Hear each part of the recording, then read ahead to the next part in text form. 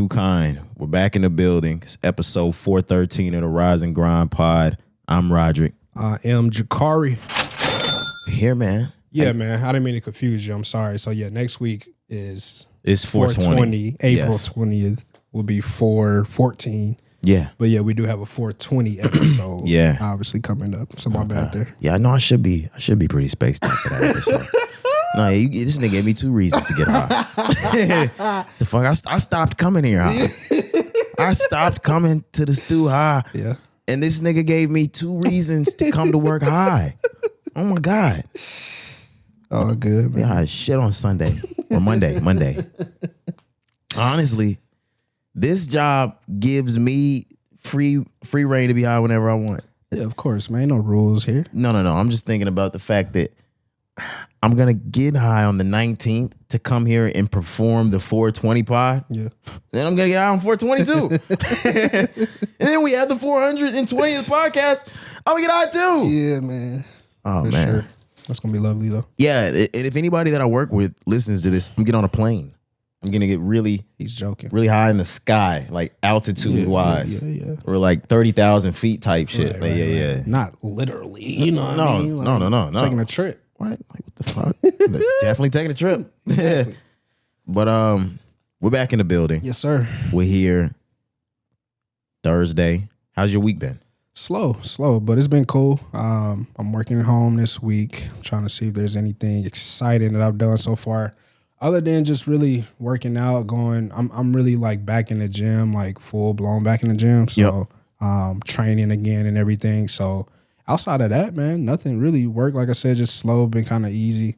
How'd your weekend finish off? I know we left on we had the pod on. Oh yeah, we did on pod Saturday. Right. We dropped Monday, but we podded on Saturday. Yeah. So that left the rest of Saturday for you, Sunday, that whole thing. No wonder why I feel kind of like it's been an extra day. Yeah. It does feel like it's been a bit. Yeah. So Saturday we did the pod. Mm-hmm. That was more towards the afternoonish though, right? Yeah, I'm trying to remember if I did anything after we finished recording. Mm-hmm. I don't think I did. Can't really remember. I know that was Saturday morning. I said on the last episode. Yeah, I don't think I did anything. Okay. Saturday, okay. Sunday. Obviously, we finished watching the Masters tournament. I know I'm gonna let you tell all of that because you hosted. So that was fun. Obviously, For sure. And then outside of that, like I said, it was really just chilling, bro. I did do some yard work. I can't remember if I said that on the last episode or not, but I think you did. Yeah. I did finally like start that. Still have a couple more things I need to do, but. That's kind of like on my mind. Yeah, I did talk about like the things I'm trying to do around the crib, just some remodeling, some painting, things like that I got like in mind. I haven't started yet. I'm kind of just like brainstorming, but I really got some ideas, bro. Obviously some, pod setup things we talked about before, but just personally like my office, I said I want to do some things in there. I want to change some things in the living room. So yeah, bro, I really just been in a good like space, a good mind state, really just been chilling, relaxing. And no deja vu, but I mean, if you do have a hole in the wall, I'm just letting you know I do that now. I forgot. Oh yeah, I'm the hole in the wall guy. Yeah. I'm gonna hit your line. Okay. Don't worry. All right, bet. I pay good too. Yeah, bet. Say that. Shit, Say that. I do this shit for free. I got paid in experience. Oh. But that was it for you? Yeah, I don't have too much, but if I remember something else, I may bring it up. But I'm good. Tell us about your weekend. I'm also sitting here trying to rack my brain, thinking about what I did on Saturday evening. Like I feel like somebody hit me with the Men in Black thing, and I just don't remember what happened that night. I remember when we finished recording. I know you still had some prepping to do for the next day. I don't know what you did, but I remember when we were leaving the studio, that's what you were saying that you were about to head to do. So I don't know if there's anything there that you maybe want to talk about. I don't know. I did now the entire process, and I went over that before. It wasn't necessarily difficult. It was only my wall that was fucked that I had to like work to get finished. We had some help, but the end of it I had to work to get finished. But no. Sunday we moved on. Like Cari said, it was the final round of the Masters. I was pretty excited because coming up on Saturday evening, like it was a fight at that point. So we knew Sunday was going to be a good day of golf, a good round. Yeah. But yeah, hosted the Masters party. Everything went solid. Not gonna lie, had a nice setup for the food. Had the drinks that were for the Masters. Shorty made some fucking chicken sandwiches. Niggas What am I smacking? Man, like, and then you got so let me ask. I'm sorry to cut you off real quick. I'm gonna let you finish. Because when we first came in, obviously there's something that's already being made for the group, right? The group eats, right? Did you have one early when we were all eating? Because I know you had one later on because she made something for just y'all. I didn't get one. Yeah, cool. Yeah. That's what happened. Okay. That's what. Oh, you was gonna be pissed. I was gonna be pissed. I'm like, you got two? Yeah, you was gonna be pissed. I only got one. And she made a second round just for me. No, what happened was she made like 7 or 8 to start with, or whatever, however many she made, and niggas ran through those. Mm-hmm. And she knew I wanted one, and had me give her one. Okay. Which, I mean, I'm not gonna not give her one, especially if you made it. Right. But they all, got ate up. Yeah. So then I came back to the table like, fuck, man. Niggas are talking about it like, damn, you get you one of them chickens. I saved one. I put one to the side. Oh, God. Like, nigga, how the fuck you gonna put that shit to the No, where did you put it? Yeah, like, and the thing is, these niggas was going back to get it, and I had no idea they was over there. That's what I'm saying. So, yeah, like, baby, can you make a couple more, please? So, yeah, she made a couple more, and I got one at that point. I did see niggas start to turn their head when she made the second batch. I heard that grease, nigga. Yeah. Wait a minute. There were a lot of niggas asking if there were more. Yeah. there weren't more. But yeah, that was cool. Had a nice little round of like the bucket golf in the backyard. Yep. Vibes was good. Yeah, it was fire, bro. Yeah, I low key, I always get a really good like buzz drunk, and then when niggas leave, it starts to feel really bad. Like, but like maybe an hour and a half after, yeah, I was thinking about calling out of work. But made it through. It was a good day. Rory won. I hate that Rory won the Masters last year. I'm sorry for starting off with this. I know the pussy's drying. But I hate that Rory won the Masters last year, because before that and coming up, like, I really did look at Rory as like one of my favorites to watch. Mm-hmm.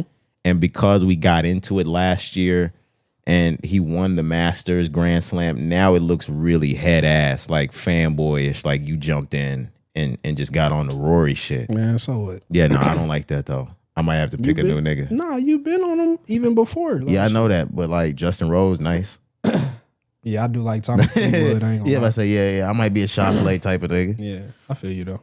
But no, all in all, it was a good weekend. Moved on into the week. Busy ass week. These niggas are doing the state standardized tests this week, and I don't know how they ever did it before in schools, but not only is this not just a middle school or just a high school, we have 6th through 12th there.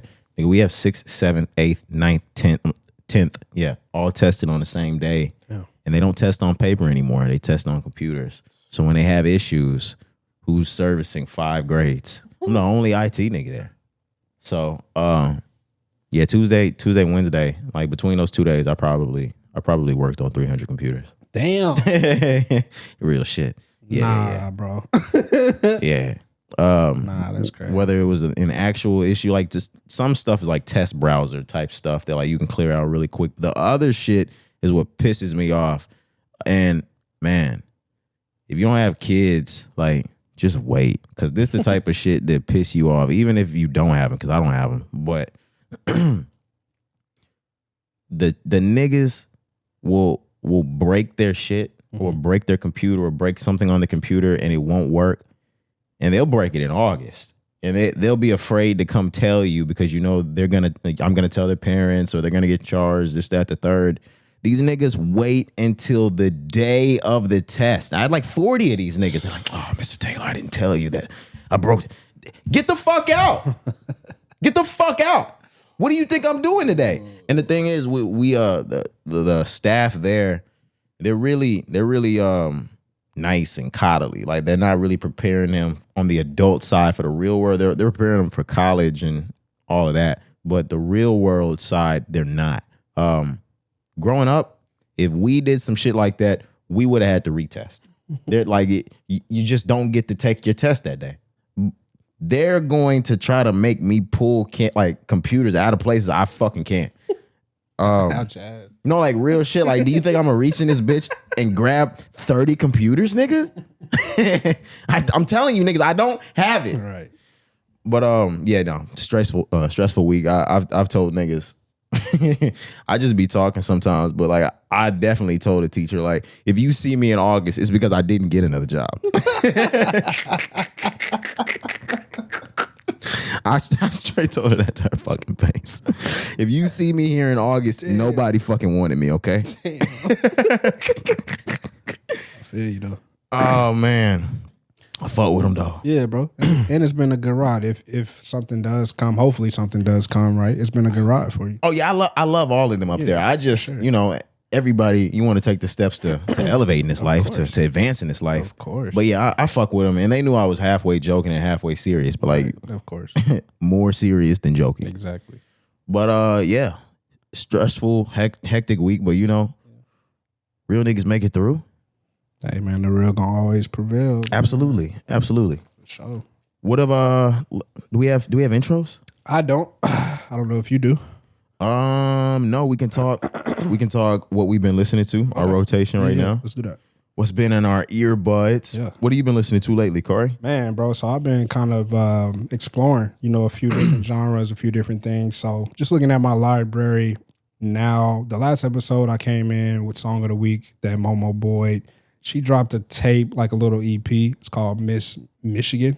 About 7 songs on there. So been playing that. Earlier today, yesterday, for some reason, bro, I've been seeing a lot of Alicia Keys, right? Whether it's on Instagram, Twitter, people posting stories, things like that with her music. So I was like, bro, let me go listen to some Alicia Keys. So the Diary of Alicia Keys was in my rotation this past week. Yikes, that's 01, right? Something like that? Yeah, I think that's 01. Like 01. And then let me go to it because, brother. There's a lot of yay on that album. 03. 03. Yeah, the first one was 01. Okay, I'm thinking of the first one then. Yeah, songs in A minor. 03, The Diary of Alicia Keys, right? I'm not going to go through the entire album, but track 5, track 6, track 7. 5 is You Don't Know My Name. Okay, that is some yay on there. 6 is If I Ain't Got You. Oh. 7 is Diary. I'm like, nigga, like I got to 5, 6, and 7, and I had to just take a step back and just sit there for a minute. And yes, the You Don't Know My Name, Ye obviously produced that. Went and found a sample, listened to the sample. I was like, this nigga's a genius. Yeah. when you say Chop the Soul, that nigga's face pops up in my head. But it's crazy to me because like I realize, and not just Ye, I feel like all producers have to have patience. Like I really, because when I listen to the sample, you don't really hear the sample until like the middle-ish, towards the end of the song. He'll catch little intricate parts and build it. Yeah, so like it's, to me, I'm like, you could almost, if you're not patient and like really just ready to create, you're gonna miss it. You know what I'm saying? So I started to like visualize, because Alicia Keys actually said like that entire song was Kanye's idea. Okay. Like even the concept of, the phone conversation and how the music video with Mos Def. Like I don't know if the music video necessarily was his idea, but the song, the creation of the song and making it sound like a 60s, 70s songs where they're talking on the phone, she said that was all Ye. When you think about that period and even what he did with the Jamie Foxx record, you can kind of see where his brain was, because when you look back at Genius, you can hear him putting that idea into Jamie. Like, are you on the phone talking to the girl? Like, yeah. So that's all mad believable. Yep. And the original sample, the title is "Let Me Prove My Love to You." Main ingredients, 1975. Let Me Prove My Love to You, which adds to what that song is. Like everything just connects, right? I'm sorry I'm rambling here, but like I sat with that song. I was like, oh, like it's the early 2000s. It's the birth of neo soul and all these artists that are coming to life. And I'm like, bro, I just wish sometimes I was in those moments old enough to like enjoy and like appreciate Cause I'm like, bro, imagine listening to all this Jill Scott, Alicia Keys, Erykah Badu, like everybody, the late 90s, early 2000s, Aaliyah. I went back and played some Aaliyah this past week as well. Imagine hearing that shit for the first time, bro. Yeah, like, riding around with your earphones and your CD player. Like, bro, Or I was just walking like, outside with your CD player. Man, and it's just, this music is 20 plus years old now. So, yeah, it was just great, man. So I had a moment with Alicia Keys, had a moment with Aaliyah. I went back and played One in a Million. Played a few more tracks off the next album. And I played some Aaliyah earlier this week as well. For real? Yeah. Yeah, that's crazy. Yeah, that's pretty much it, bro. I kind of just like I said, been exploring. Let me look at my history really quick. Yeah, that's what I'm going through. Just make sure I ain't missed nothing. I see some Babyface, Ray, of course. Oh, I went back and played some MF Doom. I was just exploring, bro. I've never been a huge MF Doom fan.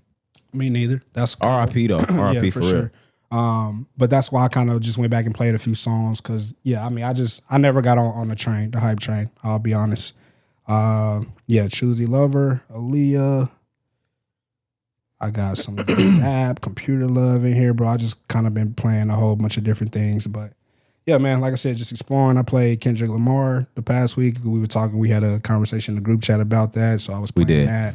So, yeah, bro, just kind of been all over the place, but really just been appreciating the music, like I said, sitting with it, enjoying it, and just, like, really putting myself in the shoes of the people that not only produce and like, gave ideas for the tracks, but the artists themselves. You know, Alicia Keys, again, said, like, the Diary album, she's, like, still to this day, that album, like, gives her, like, a crazy feel. She can't believe that she made it. You know what I'm saying? Because, like, 20 years go by and people still are having that same effect from these songs, like when you first released it in 2003, you know. So her last. Never mind. I'm not gonna do it. Never mind. Never mind. Anyways, you know what Swiss X thinks about these albums? She could kill this bitch. For sure. No, but just jokes. Yeah, all good. But that's it for me, man. What's been in your rotation? I will say I've still been heavy bully. But because Kanye West is my favorite artist, that will send me down the rabbit hole. And in this past week, I'm looking through my history as well. I've given Dark Fantasy a full listen, and I'm still on the tip that I think that's his sharpest album. Like I think that's as sharp as it gets when it comes down. But it reminded me who the fuck I really am in listening to music. I'm more of a B-sides guy. I'm more of a melody guy. For sure. And there are points of that's on the album, but that album's very high energy. So I went back and I played what I call my favorite Kanye West album, and it solidified it even more for me. I played 808s and Heartbreak. I haven't played 808s all the way through, like start to finish, since college, maybe. Really? Yeah. Damn. There are certain songs that I'll play on there, but start to finish, no, I haven't played the entire thing through since I was in a dorm room, to be completely honest. Not even like moved out in my own place in college, like freshman to sophomore year. That's kind of crazy, yeah. And it took me to hear that Andre Troutman live version of Say You Will. I was like, oh, that shit blew me back. So I was like, all right, go ahead and play this whole album over again. That is my favorite Kanye West album. It's not even close. Like, it's not even close. I don't think it's his. I do think I've heard better rapping, which is why I'll say it's not the best one, because I consider him a rapper. That's my favorite project ever. Like, I can think back to being 16, 17, playing the album. And like me thinking as a kid, like, oh man, like I really feel this. Like I'm really fucked up over her right now. Pulling on your heartstrings. Yeah. And then I think back and I'm like, man, nigga, you wasn't going through shit. Fucked up over her. Yeah. Like, when Take Care dropped, nigga, oh my God. I was fucked up. Don't start with that. My fault.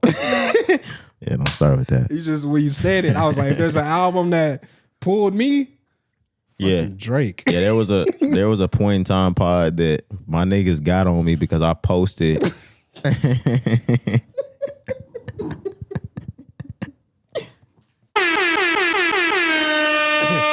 posted that I see Cari already knows what I'm talking about. Bro, go ahead. Fuck you. I posted. Why did I post a bitch nigga ass shit like this? That I cried over a female. This was like the 9th grade. Yep. This was when Take Care This was Take Care drop. This is literally like in the middle of Take Care. I don't know if I mentioned playing a song off of Take Care or something like that, but I was definitely playing it. And the thing is, like, I had one homeboy under it. I remember, shout out Sergio. Like, he was like, hey, bro, like, it happens to the best of us. Nigga, I must have got on my Xbox headphones and got obliterated. Oh my God, it was all kinds of pussies and bitches. I don't even remember, but I'm sure we let you have it. Yeah. Oh my God, yeah. You remember the post? That's how I know. remember the post for sure. Yeah, niggas let me have it over it. Yeah, I definitely remember that. But yeah, played 808s and Heartbreak over again. I was just talking to you about like during pre-production about how I played the Carter 5 over again. Damn, the Carter 5 is amazing to me. Real talk. Like, of all the Carters out of, like, besides 6, he shouldn't have made that. Actually, now that I'm thinking about 5 and how good 5 actually is, he ruined it. That should have closed the book, the chapter, whatever. He ruined it. But I start to think about, of course, you got Carter 1, which is the start, and there's really good tracks on Carter 1. Me and Keith was just talking about that a while back. Carter 2 is the fucking bread and the butter right there. And then you get a masterpiece in Carter 3. He goes to jail, comes out. Carter 4 gets slept on. But I honestly think in a round, like a pound for pound fight, Carter 4 can punch with 3 and 2. Yeah, you just said Carter 3 was a masterpiece. I would argue that 4 is damn near a masterpiece as well. It may not hold up commercially compared to 3, rightfully so, because 3 is just, out of this world. But 4, I would argue that 4 is a masterpiece. And I would argue, or I wouldn't be mad at somebody putting 4 over 2. I love 2. Yeah, I wouldn't be mad if somebody if somebody came to me and said Carter 4 is the best Lil Wayne album there is. All 3 of those are so different. They don't lead up to the next one. Exactly. Like this, it's totally different. Those bitches can fight for the best between each other. And when I played 5, I heard so much of what people talk shit about, which is that, he's all punchline. He's no substance. And when you play 5, it's like, oh shit. I remember hearing it in 2018 and I was like, damn, I forgot Wayne could make love records. You hear the whole strife of his career in that shit. You hear him coming up, you hear the love records, you hear the fall apart records, you hear the let it all work out, you hear Demon. Shit's amazing. Yeah. I can't remember the name of the track. He had a hit record off of there too. What the fuck though?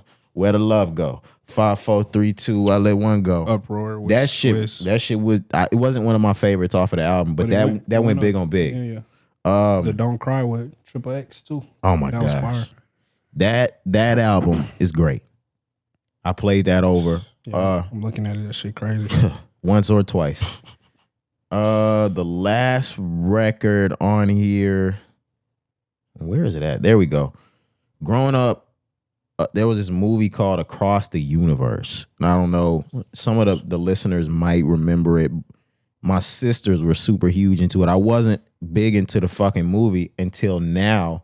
I went back and replayed the movie. Movie's amazing. And the movie is and the soundtrack itself is based off of the Beatles and Beatles records. They're just renditions of them, basically, in and out of the movie. Mm-hmm. That fucking movie's great. That soundtrack, Across the Universe, music from the motion pictures, that's from 2007. That fucking album is amazing. I mean, of course, the Beatles are the Beatles, and you're going to get that kind of music listening to the Beatles. But hearing all of those renditions, watching that movie, as a music head, it's a movie that you need to see. Not gonna lie. Okay. Yeah, tap into that one. Across the Universe? Across the Universe. What did you watch it on? Oh, I can't remember. You might have to look that up. Tubi? No, chill. It might have actually been on Tubi. I can't remember where I watched it. Yeah, I got you. But yeah, it's one of those. Check that out. And it's on Prime. Check the album out. Yeah, Prime. That's what it is. But is it on Prime? It's on Prime and Tubi. Okay. Is it on Tubi? It is. Okay, shit. Cari to pull my card in this bitch. I tried not to. I was gonna say, that's why I was like, it's on Prime. Like, damn, did I watch this bitch on Tubi? Like, yo, I might have Tubi, but I have the other shit too, guys. Tubi's free, of course. Like, Yeah, no. shit, you use it. Nah, Tubi is where I'll be watching all my Everybody Hates Chris. They just be running that bitch consecutively. Yeah. I think they got an Everybody Hates Chris channel on that bitch. Got to. But yeah, not too much. Heavy Kanye, Wayne, Across the Universe. Yeah. Yeah, one more thing I just want to say about Wayne before we move out of here. And I got another question after this before we actually go into the music. Cool. You said something that sparked an idea or a question in my mind, right? Or just something I kind of want to discuss. So you said from 2, 3 to 4 to 5, there's not necessarily like a continuation or a build up. They all kind of sound different, right? Which I think is a cool thing, because a lot of times when there's a trilogy or a series, it's always like you expect it to be a continuation. A college dropout, a late registration, and graduation. Yeah. And it doesn't always have to be that way, right? And so like I never really just sat back and like really thought about it. Like, yeah, they don't necessarily connect in a sense. I mean, you can maybe make an argument, but like fully like a whole package, like 2 don't sound like 3, 3 don't sound like 4, 4 don't sound like 5. You know what I mean? I'm like, that's something that I think maybe we should kind of give like flowers or absolutely at least acknowledge that you can go a different route and make a great piece out of it every single time. Yeah. And when you started to delve more into this, I'm thinking, because I started thinking about Trippie Redd. I started to thinking about where like Tyler goes with his things. A lot of other people that have series, The Weeknd. Wayne might be the only one that's done that has multiple albums of the same saga or series that are nothing alike. Yeah. I'm sitting here trying to think of people that have led up. Even when you try to think like Cole and like come up, warm up, off season, fall off. They all are a continuation. Right. They all kind of tell the same story. Even if they don't sound the same, they're a continuation. Right. It's like, yeah, it's just like a nigga growing up. You know what I'm saying? But yeah, with Wayne, maybe because of where he was at in his career, or maybe because of his peak. I was going to say, maybe Wayne is just a totally different nigga on different days. Exactly. That's why I was trying to think. I'm like, why was that the case? Because yeah, Ye did it that way. Cole did it that way. Even Wayne's mixtapes though. But I would probably say that mixtapes are more of a continuation. Like Sorry for the Wait. Yes. It's a continuation. No Ceilings. Obviously, his mixtapes are different because it's older. It's him actually, rapping on other niggas' beats. Mixtapes these days are actually like, albums. Like Thug would be a good example of some shit that we've seen recently with the Slime Seasons. And even then, those are continuations. That's what I'm saying. Like, yeah. All of these people are still continuations. I'm trying to think of some more like underground, even Uzi.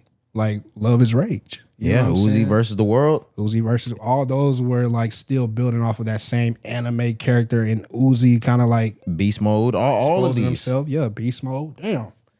Yeah, man, we done lived through some great times in music. Lil Wayne is an alien though. He is. Yeah, like he's told you he's a fucking Martian. He's a Martian.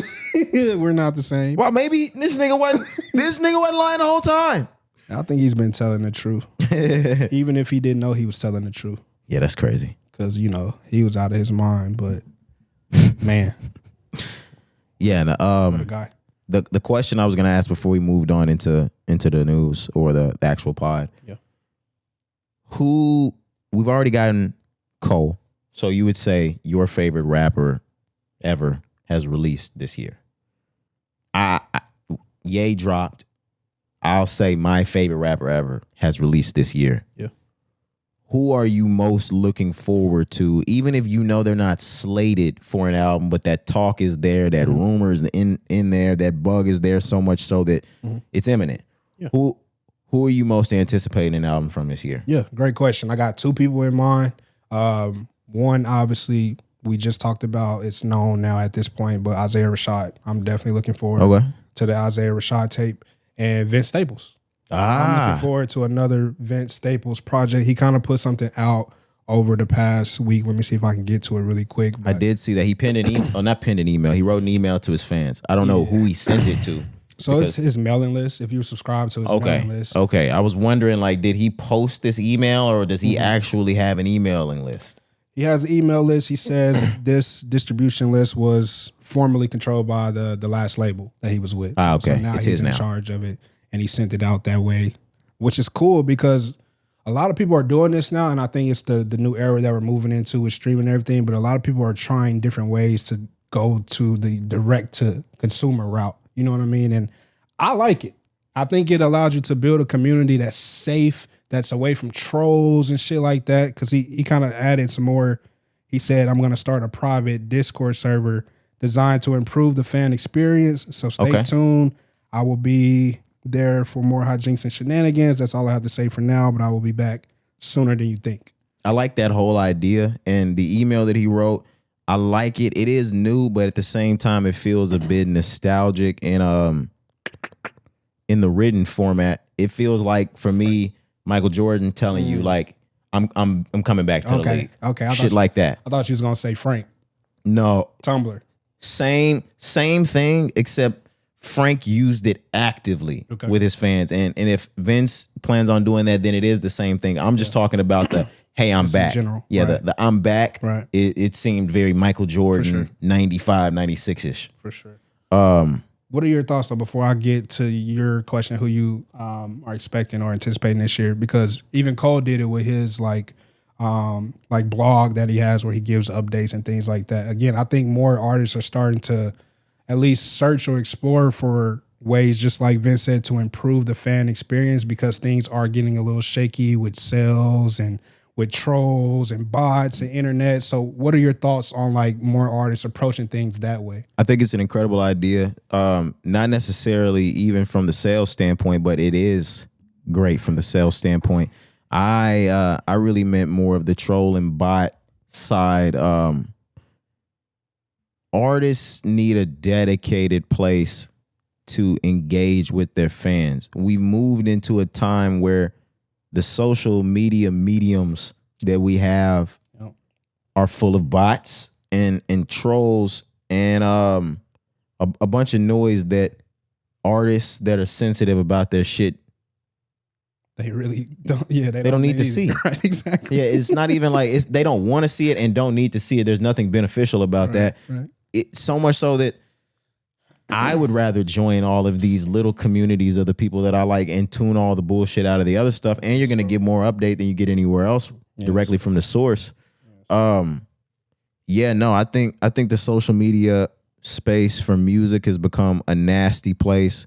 I think it's time for me to finally say this, and I'm connecting the dots off of your Vince Staples point. I've seen a lot of people ask whether or not that beef has really ignited something that's ruined the hip hop space. I do think so, at least for right now. Like, I don't know how long it would take for that to get over, if we'll ever get over that, but I think it's ignited a culture in fans that's toxic. I think it's ruined the space of music. Currently, absolutely. Yeah, I agree. Everything is so, and I know we're doing commentary here, but we've been doing commentary since 2018, and it's not the type of fodder you see on Twitter. But I think the social media space has gotten way too commentary on the music. It's there's too much cloud in the area. Yeah, we should just go back to, like you said, or not go back to, go to spaces where the artist can connect directly with the fans. The fans that are truly fans can celebrate all of that in the same community together and not hear any of the bullshit. Absolutely, bro. You can still keep your social media and all that. Of course, you need it. Yeah. And I also think, I mean, if you're only surrounded by your fans, you don't want that either. Yeah. Like it's a medium. Yeah. You got to get in, get out. Yeah, you definitely don't want to be around your fans 24/7. That don't even sound fun. Yeah, and it's gonna create the wrong type of headspace for yourself. Yeah, you don't want that. You need honest opinions. Yeah, that's what I was trying to find the right way to say. Like, it's cool to have nothing but love, but like constructive criticism works as well. It's necessary. Absolutely. Yeah, just don't drown in it. Yeah, man. Again, though, I think more artists need to attack or explore, sort of like paywall systems like that. And again, like his is free. Cole's you had to pay initially just for like the sort of like podcast that he did, but then everything else after that is free, and it's an environment again that's a safe space. It's real people, and put it like this, right?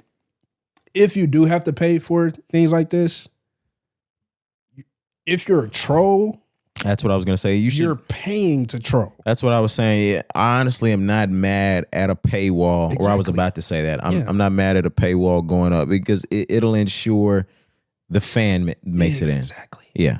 So, but anyways, I'm done. I just wanted to point that out, but your turn. No. That was a good point. Yeah, for sure. Myself, I want to name a couple that I'm highly anticipating, and I want to name one that I'm not. Number one on my list, I want to see Jay-Z. We're not sure. Like I said, the talk is there, the rumors there. It seems imminent. I do want to hear a Jay-Z album, and I'm more excited to hear or potentially hear a Jay-Z album than I am for any other artist that hasn't already dropped this year. Now, Cole and Ye would have been number one on my list, but number one on my list right now that has not dropped is definitely Jay-Z. Second, I want the Kehlani album. The Kehlani album comes out at the end of next month. That's probably my second most anticipated album. The few tracks that she has out from the album already, like Nick Folded, nigga, out the window. I'm already knowing what's about to go down on this album, and I've already been a pretty big fan of Kehlani before this. Exactly. Yeah, a really big fan. Yeah. And I just love watching R&B do the shit rap can't do, and somebody come take the throne for a few years, and then somebody else come and nigga, I got the throne, and I'm stomping on this bitch. And it's it's her moment. Right? Yeah, Summer came through stomping on that motherfucker. SZA came through beating on that bitch. Jasmine Sullivan came through swinging, nigga, busting all the windows out that bitch, bro. I had to pick up your fucking feelings, nigga. Kehlani, I gotta play that. Yeah, Kehlani came through with Folded. Like she came through without the album and stole the fucking realm. Yep. Yeah, and we just sitting there waiting on it. Yeah. Yeah, I'm waiting on that one. I don't know if people were already picking up where I was going when I said there was one that I'm not anticipating. At least not anymore. Drake, you could just go ahead and drop Iceman.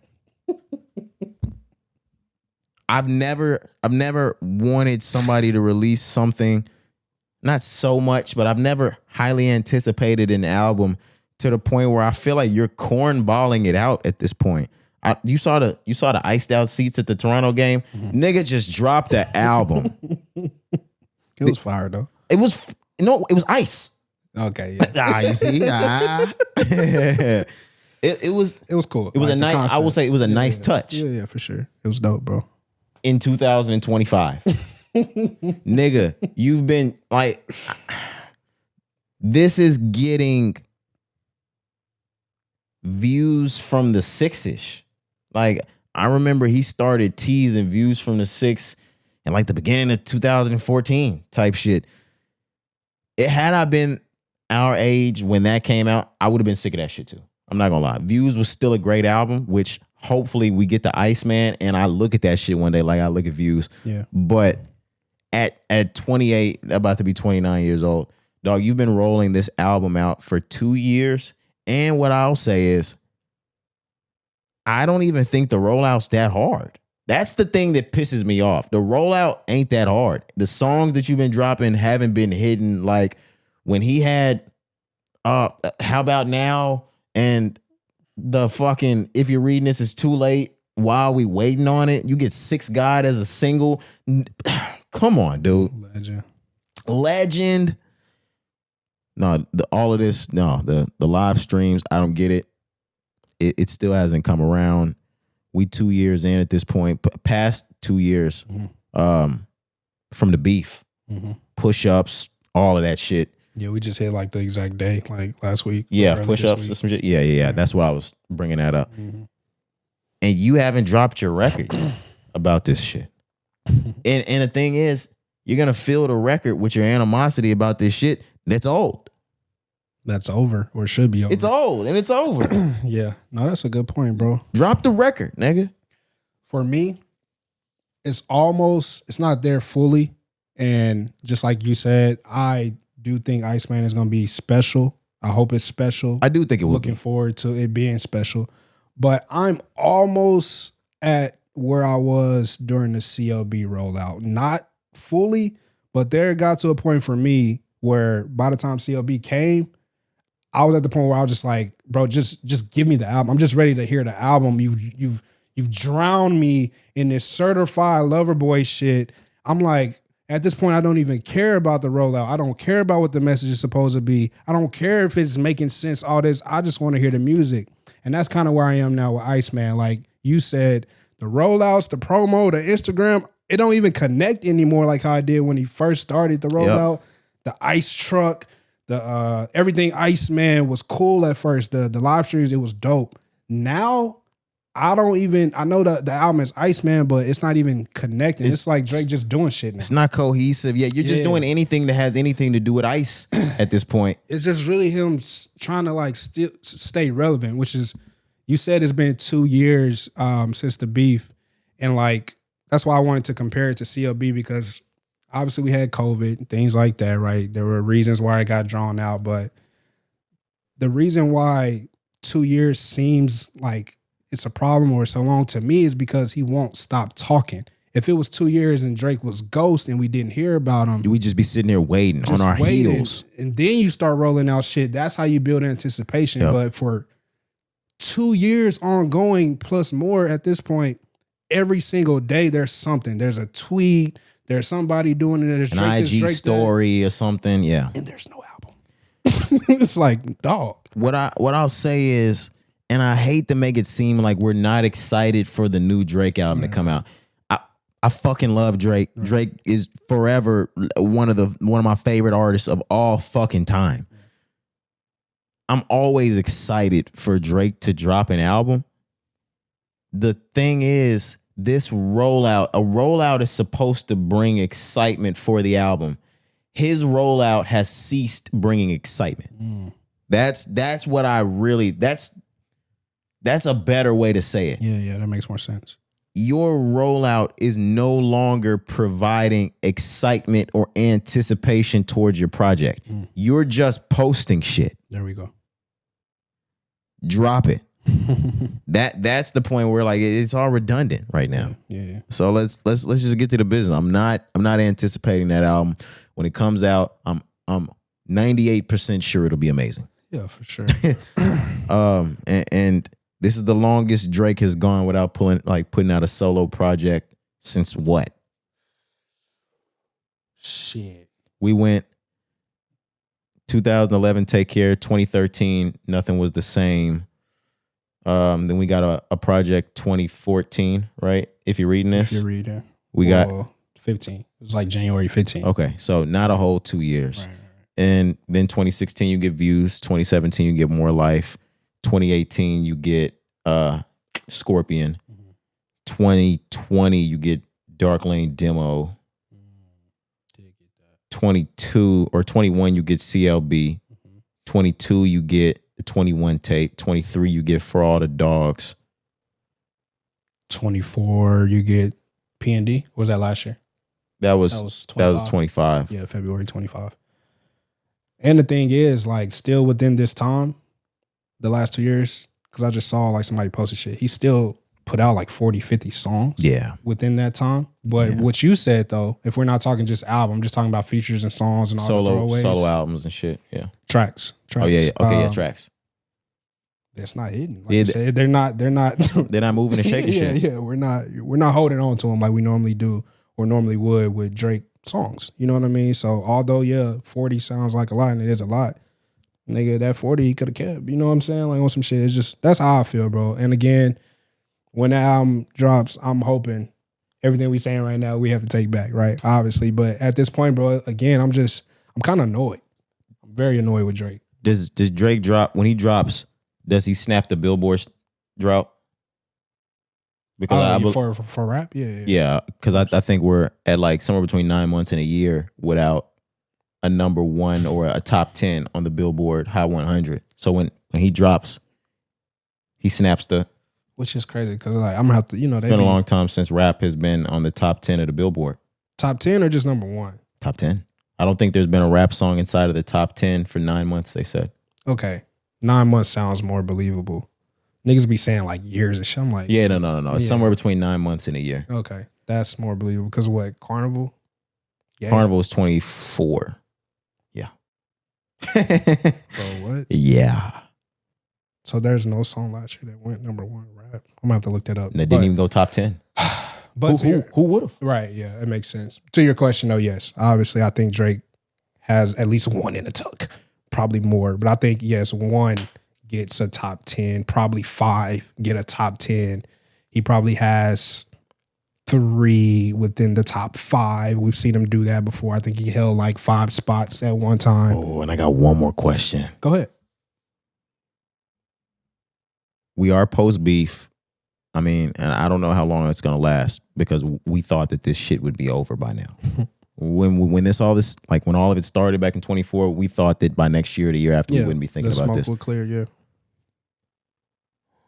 Man, this is a tough question because it seems like a hard yes, but Cari, you got to think. Okay. Does Drake see another number one before he's done? Album? Single. Yeah. You weren't confident. You weren't confident, Cari. You couldn't even say the shit with your whole voice. I know. I was trying to think about it, but yeah, he does, bro.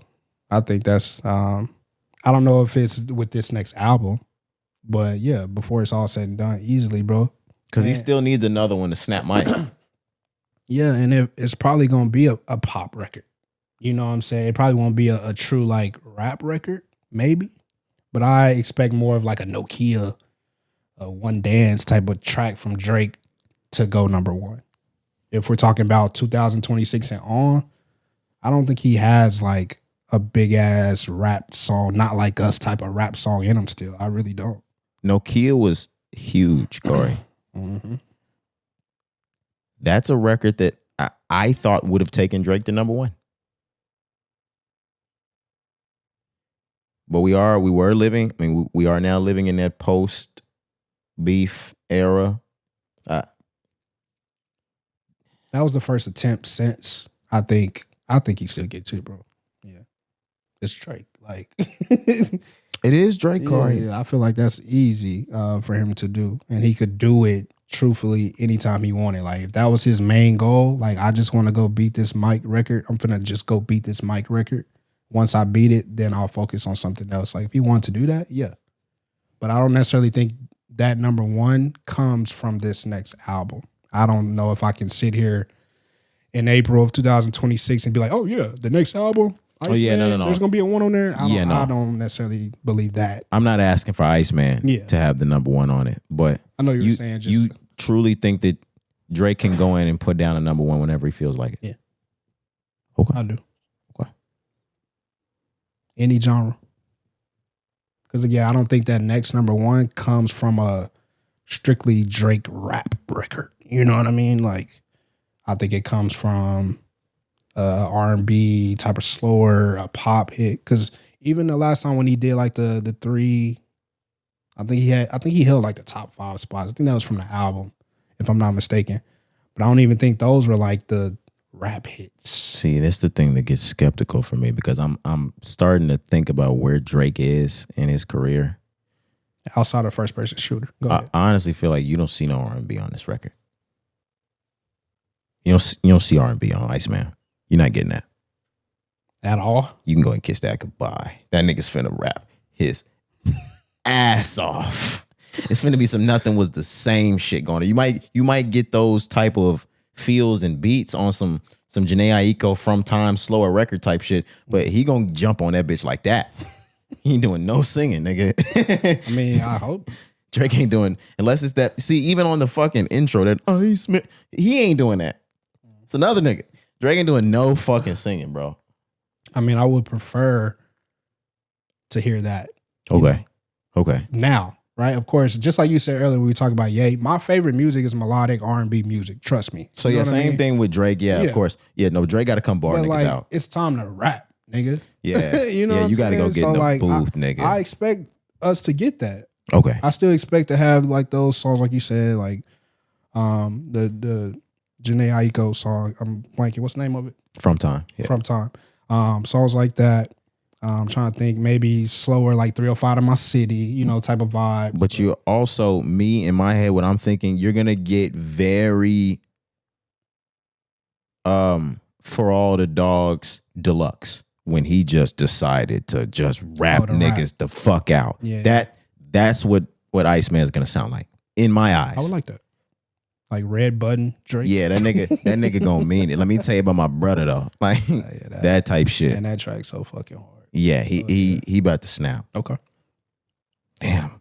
Tell you about my brother though. You see Drake, see how you do look. Look at you already what's anticipating. I wonder what he's got on Iceman. I'm not worried about that nigga at all. No, bro. I'm just playing. I swear. But let's move into the pod. We have not even scratched the surface of the pod yet. We're not music today. We're all news, so we on some Thursday shit, man. Yes, sir.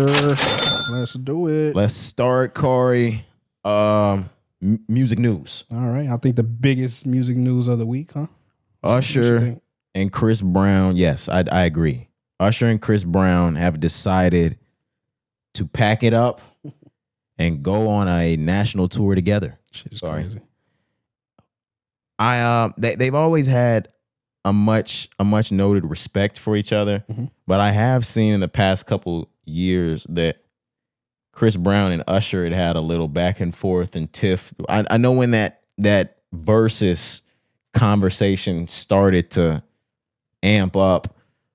I know there was a part where Chris Brown was like, "There's no nigga that could ever fucking fuck with me. Fuck all these other niggas." I remember. Yeah, no, I can remember Usher not taking too kindly to that. But like I said, there's a mutual respect and a friendship between those two. Yeah. And I think this is even though they are friends, I think this is more of a business decision than anything. That let's travel around 50 states and just wet pussies up. Let's just douse pussies. Wow. For 50 fucking dates. We're just gonna douse pussies all over the country. For like 5 months. Bro. Yeah, for 5 months. Damn. We're gonna paddle our way around around the fucking we're gonna get in a boat and paddle our way around the country in your pussy juice. Oh my God, you're crazy. I do think this is going to be an incredible tour. I don't know if it's sold out in our city yet, but I'm gonna. It will be. I was gonna say I'm definitely gonna make plans to go. Me and Shorty. Yeah. But it's more no Diddy. It's more for me and my Usher fandom. I've always saying that. Usher's my favorite singer. No, I'm just saying, previous to what we were talking about, it would be wild for me to just jump in and be like, and I'm going to be there. Yeah, okay, my fault. Yeah, nah. Nah. I heard y'all was wetting pussies in here.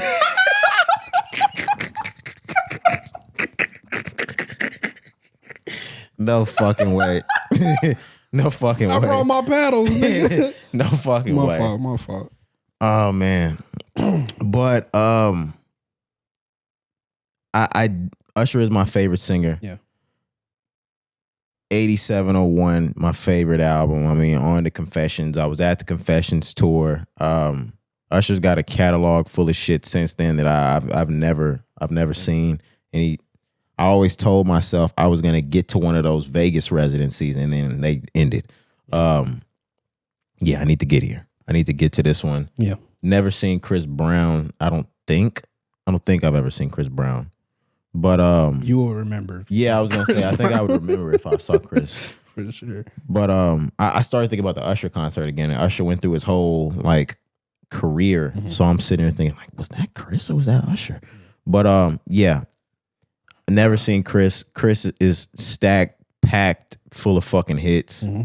I would love to see this. I can't wait for this. Yeah. So 2 things I'm gonna say here. One is what you started with saying that this entire idea from the start is a business decision. Yes. For 2 reasons, right? So I think currently right now where we are with tours and concerts, I think we're seeing sort of like a new life kind of form around concerts. More money than you've ever seen. Right. Ticket sales and things like that. And with things like this, joint tours, collab tours, we've been seeing a lot of like legacy acts that we've talked about. Yes. And we've seen them be successful. So if you're Usher, who's already seen the success with the residency in Vegas, knows that he could do that and still sell something like this crazy. If you're Chris Brown, you know that you could sell out anything. Your last tour that you just did, I think last year, was crazy. And I think for Chris Brown in his future, he has opportunities to do a residency as well. So absolutely. Again, that's why I think this is a business idea first, a business concept first, but also R&B is alive and well. I was just gonna say that. What the fuck? R&B is fucking booming yes, right bro. now. And I never thought that we would get to this point again, like the mid 2000s, early-ish 2000s. Yep. But we're starting to get to a point where the R&B realm supersedes the hip hop realm. Yep. And I'm not mad at it because it's a change in tone, in conversation, in action, in music that's needed. We need a break from the shit going on in rap. That bullshit rap shit, I know. And I can remember some of my favorite potters that have always been older than me at the age that I am now. And I was much younger saying like, hey, look, I might have to stop with this rap shit for a second. Like I've heard some of my favorite rap like potters or interviewers or radio personalities say like, hey, like I don't even really listen to rap like that anymore. Like I will when the new stuff comes out and the favorites that I always listen to, but other like me just putting my earbuds in and just jamming rap is not happening anymore. And there's so much R&B going on that like I said in the beginning, if it's not the Kanyes or the Lil Waynes and stuff that I've gone back and started listening to, I'm not just popping in my earphones, just listening to shit that's rap and abrasive and loud shit. Loud and promoting things at 28 and 9 that I now know better than. Right. It's still fun. And it's the music is still great. Like there are people that I'm going to listen to no matter what. Like that Don Toliver album. Yeah. Like that shit's amazing. Right, I'm gonna listen to that all fucking year. There's nothing not positive about that album. J. Cole, shit like that. Yay. Yep. But yeah, no, the R&B shit that we got going on is a nice switch from the redundant trap that we've had. Absolutely, bro. And then one thing that you said we were talking Kehlani earlier, comparing it to hip hop and the R&B, landscapes again. Why I'm loving R&B still currently this year and the last few years, just like you said earlier, there's always somebody new that's coming in and like exploring and shining for a moment, having their moment. Everybody's embracing them, whether it's male or female. Yeah. And it's like we're living it and we're enjoying it, and they're actually producing like great ass music. So just like I said earlier with Alicia Keys, right? I'm listening to that music and I'm listening to this R&B. I'm listening to these neo soul artists. I'm like, bruh, it just sounds like a breath of fresh air when all you do is consume so much hip hop like you and I both do on a regular basis, right? Sometimes, I need a reset. Niggas are yearning again. Like I want to hear that shit. Yeah. Like niggas love that girl and shit. Bro, again. Niggas used to yearn back in the day. We ain't yearning no more. And we've switched back, and that's another reason why I like that, because 2000 and 14ish up until maybe 22, it's been all heartbreak toxic. Yeah, for sure. We have gotten back into the I love you in this shit. Yep. Yearning for real. Yeah. I was gonna say shout out Love. Shout out that Love album. Nigga, so hey, Brother Love brought that shit back. Free that nigga Diddy. Hey, what was it? Oh, it was before you pulled up to the studio. I'm just shuffling. That Love album came on. Love album came. What's the track on there with Sway Lee? Not skipping it. Definitely let it play. Like, nigga. That Love album crazy. Bro. What? Nigga? We ain't never said that nigga couldn't make no music. we sound like Usher. Yeah. We ain't never said that nigga. Diddy ain't never did nothing wrong to me, nigga. I'll never say a bad thing about him. He never did nothing to me. Yeah, like fuck. He dropped that Love album. You seen Jay Electronica say something about Diddy? No, I saw. Did you see Jay Electronica spazzed out at that concert last week? Well, it's the same. That's where he was. Oh, but okay. I don't know what part you talking about. I'm watching the part, and he was like, "You not listening to lyrics? Then shut the fuck up, nigga." I didn't see. No, Cari, Jay Electronica spazzed on a fan. Tell your story, but I'm going to pull it up and play it. But no, basically in this same concert, whatever, he had some words to say about Diddy. I don't know the words verbatim, but there were he was aiding in support, basically saying free him. Feel like he was done wrong. They tried to hang my dog on some bullshit. There it is right there. That's the exact quote. And then is that the same concert? Do you remember seeing? Because I don't know where he's at. No, this is a different one. Okay. But yeah, I don't know what's going on with bro. It's not the first time he spoke out in support for Diddy. He did it even on the last project he just dropped earlier this year when he dropped all those songs. Okay. So I'm not surprised. But again, like what we said about Usher on the last pod or 2 episodes ago, some things just be like unwarranted. Nigga, I'd be like, who cares? Like that could be your bro, but like, yeah, who cares? We could have avoided the question, but no, Jay Electronica is one of those like, I can't wait to speak my fucking mind. Right. Yeah. If we let him get famous, he would have been Kanye. For sure. Yeah. He might have been worse. He didn't want it, but yeah. Yeah, you're right. Probably for good reason. But here's what Jay Electronica, this is on the 5th or the 6th of the month, something like that, at a concert. This might have been the same one, but I don't think so. Okay. This is in reaction to, I believe, him being booed on stage. Oh, wow. You just listen to the lyrics. The lyrics is what, man. If you love my shit, shut up and listen to the words. When I was sleeping on the train, or you'll be next. When I was sleeping on the train, sleeping on Messero. He keeps trying to start his freestyle over. Like fuck with you, they don't. Yeah? If you fuck with me, shut the fuck up and listen to the bars. When I was sleeping on the train, sleeping on Messero Lab out in the rain, without even receiving a slice of pizza to my name, too proud to beg for change, master in the pain. When New York niggas calling Southern rappers. At a certain point, you gotta just take the Drake route. Hold up, guess what? Guess what? Watch this. Whoever boos, we know you the enemy, nigga, and you a coward. See, that's why. You're a coward. That's that. You won't boo in my face, yeah. And I'm still gonna stand on my flag, coward. When I was sleeping on the train, bro, no way, you hear him laughing. Yeah, nigga. And he started that bitch over like 4 times. I know, nigga sound like the game. Yeah, wait. Red Rose White Ceiling.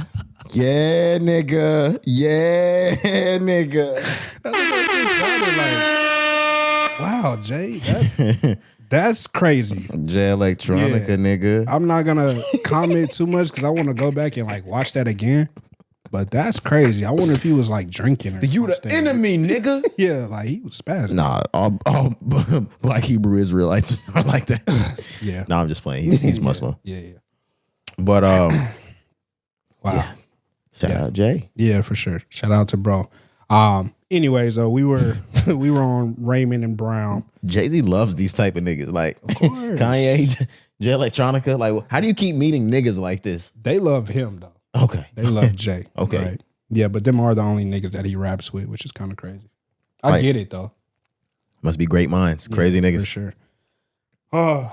Anyways, though, Raymond and Brown tour again. I think it was the biggest news this past week. At least for me, I've been seeing everybody post about it. Huge. And I still think it's a great idea. And I think these shows, bruh, it starts in June in Denver. It's going to end in December in Florida. Like, these niggas finna be on the road for damn near 6 months. Trying to get some pussy at this tour is going to either be really easy or really hard. And I'm saying that because the emotions are going to be there. Like that feeling is going to be in the building. brother, she does not want you tonight. That's the part that makes it extremely hard. Like, you might think this is the best place to go and find you one of them ones tonight. Nigga, don't try to get some pussy at the Chris Brown concert. Yeah, bro. Nigga, she came to see Chris Brown. I don't even know who my audience is right now. You are not Chris Brown, brother. That nigga kissed a married woman the other day. I saw that. The husband was just standing there watching it, you cuckold. Like, bro, what is going on? And these are two worst niggas, because Usher do that shit too. He don't care. Like, it's the two worst niggas to put together. Usher might be worse.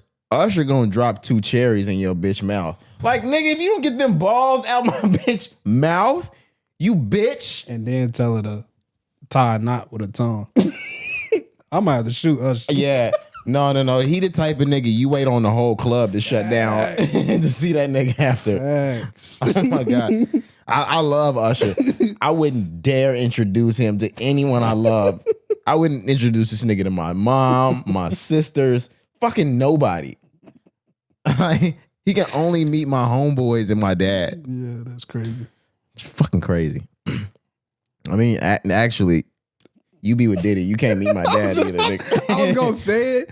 But I was like, I don't know if he gonna say it, so I'm gonna move on. But I was like, shit, he may try to take the nigga too. I was about to say yeah. My homeboy is a strong willed, right? But my dad is as well. But you can't meet my dad. Yeah, nah, nigga. You can't meet my fucking dad.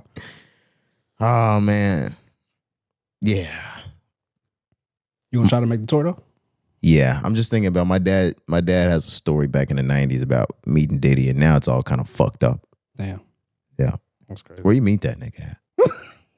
What was y'all doing? He was in New York. Like, what are you even doing up there? Damn. I just seen him out in the streets. In New York? Yeah. All right. Yeah.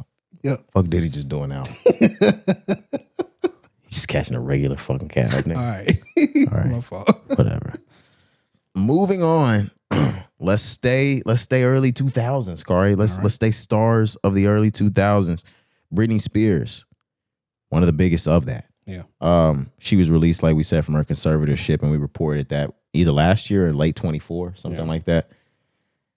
We talked about her DWI or DUI that she got a couple of weeks ago. Britney Spears is checking herself into a rehab, Cari. I'm surprised. What? Because it's voluntary. Oh, I was like, nigga, you're surprised Britney Spears is headed to rehab? No, I'm surprised because it's a voluntary check-in. Okay. I'm not surprised at her checking herself into rehab. I knew this was coming. I said this just a few weeks ago when she sold her masters. I said, all right, you know what's about to happen next. No, now it is. It was jokish back then, though. But yeah, you did have some truth in it. Yeah.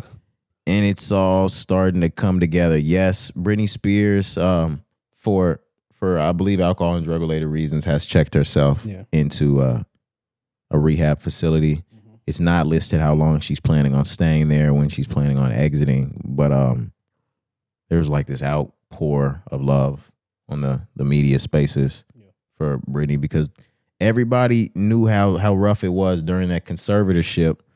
Everybody wanted to see Britney be free and good. Mm-hmm. Cari, were we wrong all along? Was she rightfully in that conservatorship? Was she rightfully in it? I mean, like, I know there was the controversy back and forth about whether or not they were just keeping her sedated, fucking her out of her money. Like, Britney should be let free. She can't do what she wants to do. Mm-hmm. Was she better off over there? Was she better off over there? Maybe for like I don't want to say guidance, it's a grown ass one, but just like the aid, just knowing you have somebody at least around you that loves you, right? I'm just talking about the father, obviously ignoring all of the mishaps. I was going to say that's in question whether he loved her. Right. I'm just saying though, at least you have people around you that at least know you and at least support you in some form or fashion. Now she's on her own. Now there's no more conservatorship. You have nobody at least helping you in your finances. In and out of the engagement. in and out of the engagement. And then on top of that, you're struggling with drug and alcohol abuse. Nigga, that shit probably difficult as hell. Like, all jokes aside, right? Like, this is a good thing she's checking herself in because she probably going through it. Britney got off that conservatorship and went right back to drug and alcohol. Exactly. Damn, this bitch like El DeBarge. Or Robert Downey Jr. Yeah, holy shit. What the fuck? Bro, All About the Benjamins is on Netflix, so I watched that. He was like, this nigga go to jail more than Robert Downey Jr. Yeah. I can't. This is a good thing, though. It is a good thing, and I do wish her the best. Yeah, me too. Man, I'm just starting to think, like, had she not had that conservatorship, how far off Britney would have went spiraling down. Like, would Britney be here today? Had no one ever got a hold? Yeah, that's why earlier when I was trying to like talk about the dad and shit, again, I know the relationship is ugly. I know nigga was stealing, other people were stealing. So I'm not talking about that. But just from like the comfortability of taking care of the woman, at least keeping her away from drugs and alcohol to a certain extent, because they weren't keeping her all the way off of it. I think the conservatorship was great in that aspect. When there's emergencies, when there's aid that's needed, we're going to make sure that you're in the right place and we're going to make sure that you're taken care of. You may not have control of your finances. But you won't be hooked on drugs. But you're not going to be in rehab. Now you're on your own and you're going to rehab, which, again, is not a negative thing. This could be truly positive. She's realizing she has a problem and she's wanting to go fix it. So, again, I do think this is positive and wish her the best.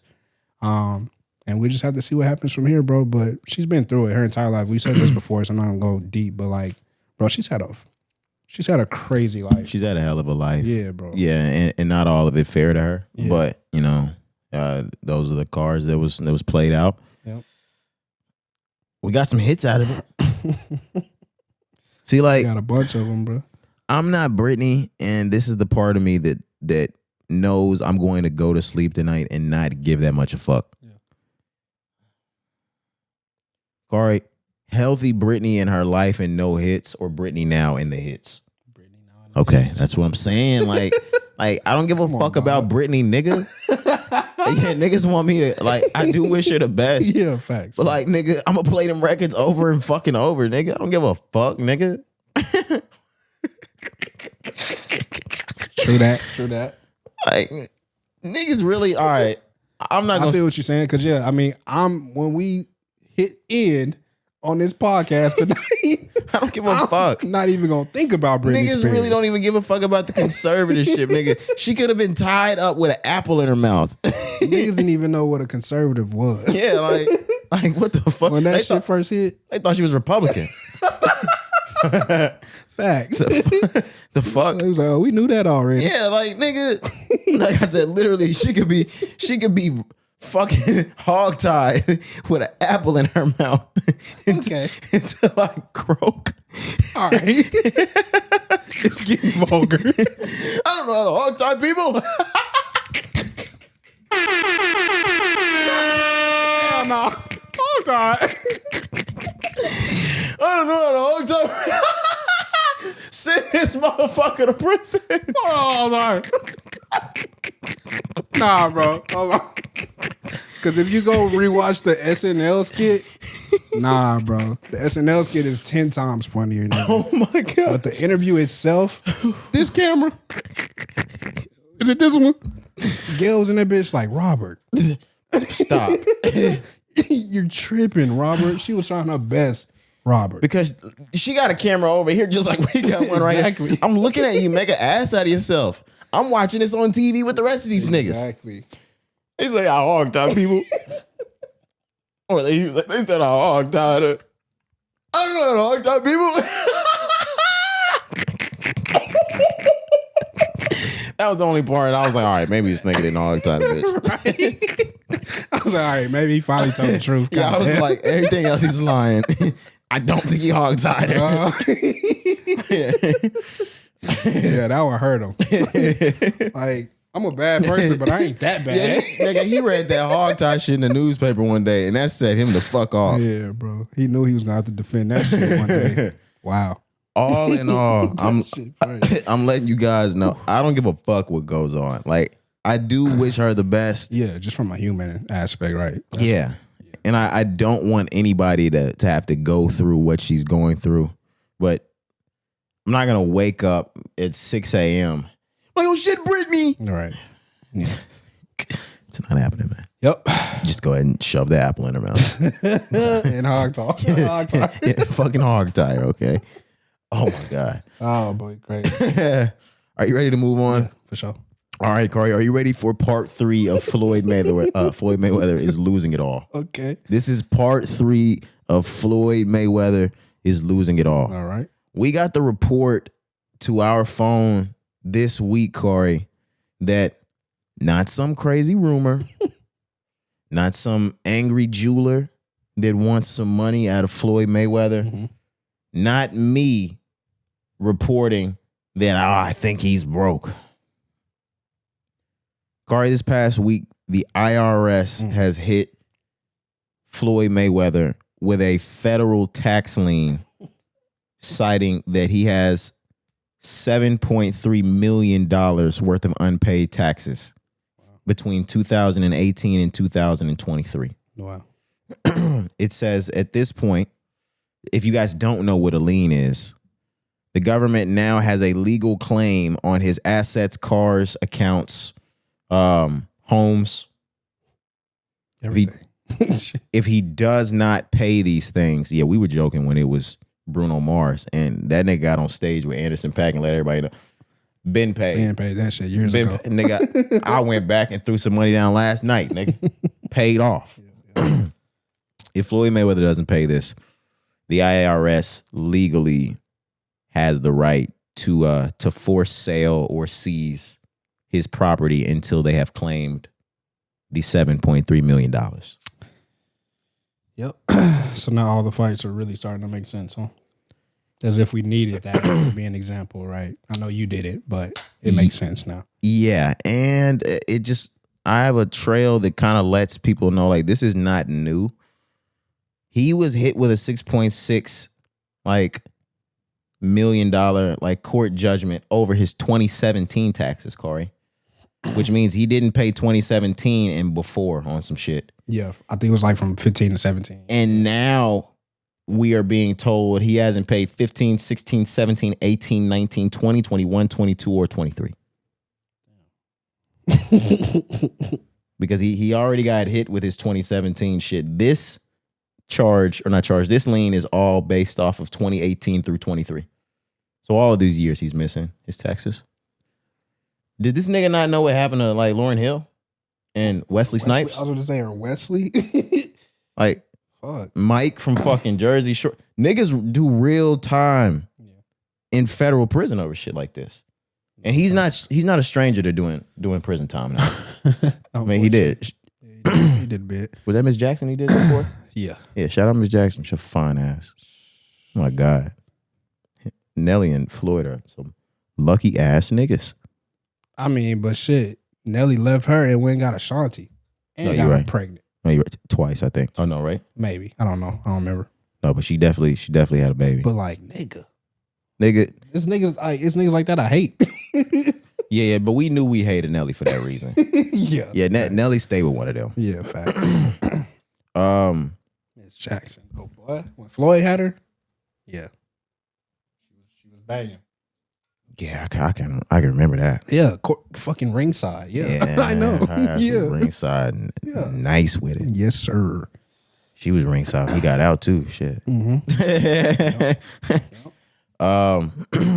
But yeah, a lot of people are very confused on how we can watch somebody earn hundreds of millions of dollars in a matter of minutes and be broke. I too am confused, but it makes sense when you start to go like, oh, he's making money, spending money, and then February, March and April, tax season comes around and I owe niggas and never pay them. Then it all starts to make a bit of sense. Mm-hmm. starts to make more sense of like, damn, if I did have the tax money there, I'd be paying these niggas. Yeah. Right. I never stopped to realize, Cari, as a prize fighter, and I don't know his investments, I've never seen him in much outside of the fighting. Liquor deals, clothing brand deals, things like that. I know he has the girl collection club out in Vegas, but that's not promising something just extremely lucrative. Yeah. It doesn't look like the liquid's there. Currently, I mean, that's why his ass is getting back in the ring and taking front ends before the fight even starts, which is another like indication to me where it's like, hey, I'm not confused by this, obviously, because we're talking about it. I'm not surprised. I'm not shocked. I think timing of it, you can probably make an argument there, but I think it's for the IRS or whoever is reporting. I think it was like Business Insiders, whoever. The timing is perfect because he's back in the news for other reasons. So let's get our shit out there about him too. And let's just make, this a whole Floyd Mayweather marathon. But I'm not surprised by this. It's unfortunate. Even those questions that you said, people like can look at how much he earned over the years and be like, how can a nigga like that be broke in less than 10 years? It's very easy when you have all these expenses and you no longer have an income coming in every fucking May and September. You know what I'm saying? So I'm not shocked. I do hate to see it though, because normally we're talking about like an NBA player, football player that maybe, mass 50 to 100, 200 million over their entire career. You're talking about the most profitable athlete of all time, Cari. He was making that amount in 30 minutes, bro. You are talking about the most profitable athlete of all time being broke. Exactly. That's why I'm like, that's concerning. That's MC Hammer shit, Cari. Yeah, facts. That is crazy. Yeah. I do have another piece of info that it says since the last lien, between this lien or the last lien and this one, he has sold his private jet, his Beverly Hills mansion, and his Miami mansion. His Miami mansion being like 20 plus M's. I get the feeling like bro just probably thought this shit wasn't gonna catch up to him, like he was just untouchable. Like this shit was forever. But it's like the IRS is one of them niggas you just can't mess with. You know what I mean? Like anybody else, money, gambling, debts, things like that. Okay. Taxes? The part that stings the worst, Cari, is that this is a guy that we watched gloat, brag, and boast about being richer than everybody as long as we've known him. Yeah. That's why and even for me, I don't feel sorry for the nigga. Fuck no. A lot of people not gonna feel sorry for him. I don't feel sorry for him at all. And I'm not one of these people, but there are a lot of people that have been waiting on this moment. They waiting for this. Facts. Never mind. Most opponents of his and their families and friends and audiences have been waiting on this. Yeah, for sure. Oh my God. I know a few niggas waiting on him to go broke down. They owe me money. Niggas waiting on that Pacquiao fight. Absolutely. For sure. Did you see that he turned that into an exhibition? From a real prize fight to an exhibition? Yeah, they were trying to. I heard Pacquiao's side obviously are not happy about that. Yeah. But yeah. And you know why? Because he's gonna fucking lose? Safety. Gotta protect that record, man. I don't know if he loses. I still don't see him losing. He's not that old. And he's fighting somebody that's still near his age. So I do think his defense will still be on par. Mm-hmm. It'll still look the same. It won't be the same because he's not fighting somebody as quick, but it'll look the same because he's fighting somebody on par. Yeah, the mechanics are gonna be there. You don't lose that. When you train, as long as he's trained his entire life, like it's second nature to a nigga like him. Muscle memory. So even on Pacquiao's side too though. And I know he's fought more recently than Floyd, like real fights. So he's probably like more prepared just in that aspect. But neither one of them I expect to like be slow or maybe look like they've lost a step like fully. Yes, they're gonna show age. Yeah. Maybe a little slower timing. Right. Yeah. But as far as like niggas getting out there and just looking completely like just out of it, no, I'm really expecting this to be a duel, which is why I said earlier, like Pacquiao and everybody that's on that side, nigga, this is a big deal. That's why when you change it to an exhibition and you try to get all these stipulations and you need money up front, they like, bro, we just want to fight. And they just need to fucking fight. Yeah, I don't have one. Yeah, I'll get out of it. I'm good. Let's move on though. We were talking about Britney before. We actually should have snowballed those. Let's go drug addict for drug addict. Lamar Odom's documentary came out, and I know we did talk about it set to release, but we didn't actually cover anything once it came out. And this is one of those ones that's I think it's big enough to talk about. Mm-hmm. You saw it? Yeah.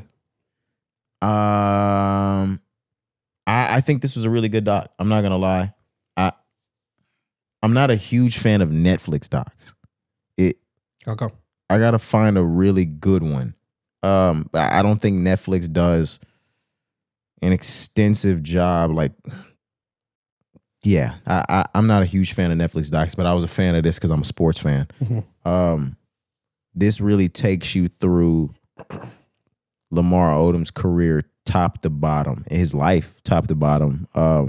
Not necessarily just the issues. They do start there, but then they go back through his entire life, his upbringing, who he was in high school, his high school girlfriends, who he was as an NBA player, as a guy, as a husband.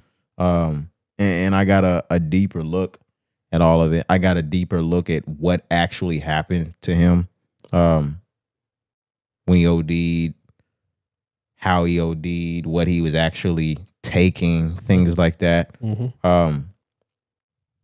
I was shocked, dude. I think he had like 11 heart attacks or some shit like that. Yeah, they said, was it 12 strokes? I think 12 strokes. 6 heart attacks? Yeah, 12 strokes. That's what it was. Crazy. To have 12 strokes and 6 heart attacks, and this guy can touch the floor and play ball today is nuts. Nigga is walking, talking, breathing. He trying to get his bitch back. Like, joking. Like, yeah. Crazy. A blessing. Like, that nigga's blessed by God. Like, the only way you get out of stuff like that. For sure. But I ultimately think it was a great dog. I'll move on after you talk about it to talk about what I think's nasty. Okay. But yeah, go on. Yeah, for sure, because I definitely have some things that I like and dislike as well. But just starting out overall, I think it was a very good watch. I think it was an interesting watch.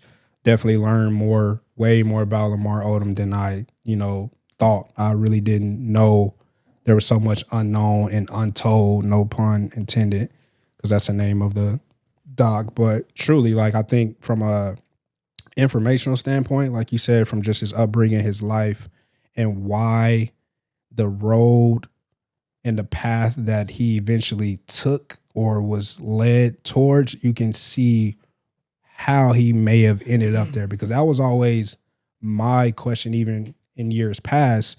And we talked about it when we were introducing the doc. It's like, bro, this nigga is a champion, an all-star, 6-man. Like, he's a really high-profile public figure.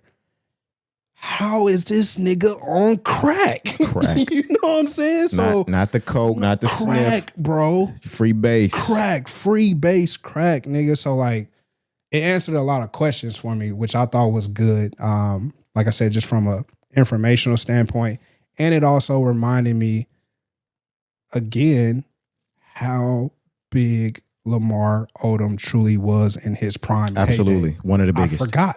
I truly forgot. We talked about it, right? I know we joked, but no, like, you forget how big the Kardashians and Lamar Odom was in 2010, 11, 12. It was just crazy. And I forgot how big that was until I watched the doc. When I totally second and agree with what you're saying. And all I was going to say is it had to snap in my head. You don't just marry Khloe Kardashian or anybody with the last name Kardashian as a nobody. And not only was he one of the best players in the league, but that keeping up with the Kardashian side or being married to Khloe elevated him from a star basketball player to an A-list celebrity. Like, he was real life an A-list celebrity post rings. Like, without basketball. Like, niggas don't even know him from basketball. yeah, that's what I'm saying. Like, that nigga won rings and then went on to be an A-list superstar. Exactly. Yeah. Yeah, and he made mistakes, and that's apparent in the documentary and in his life. But his life is a success story. Like, sure, nigga, his life is great. His life is a fucking success story. Hell yeah. And that's his situation is one of those situations where you come out of a fucking fire. Like that nigga made it out of a fire. Yeah.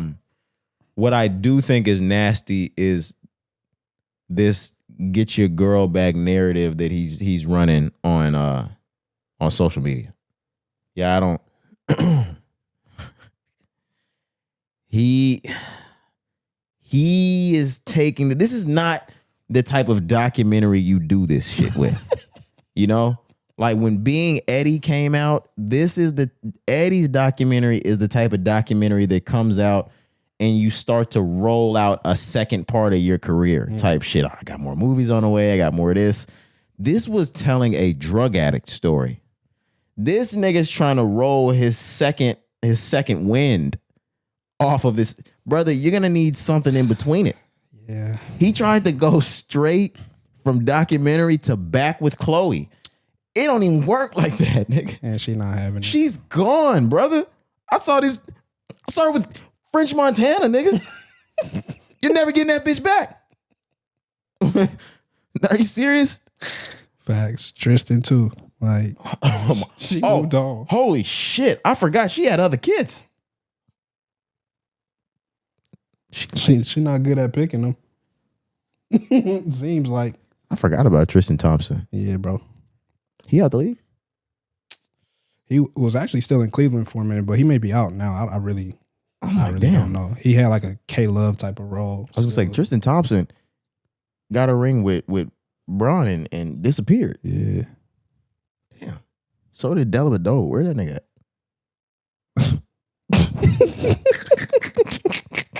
Hell if I know. I was like, none of these niggas exist anymore. Yeah. Okay. And I know that was off topic, but it was on because we're talking about Lamar Odom. Fuck it.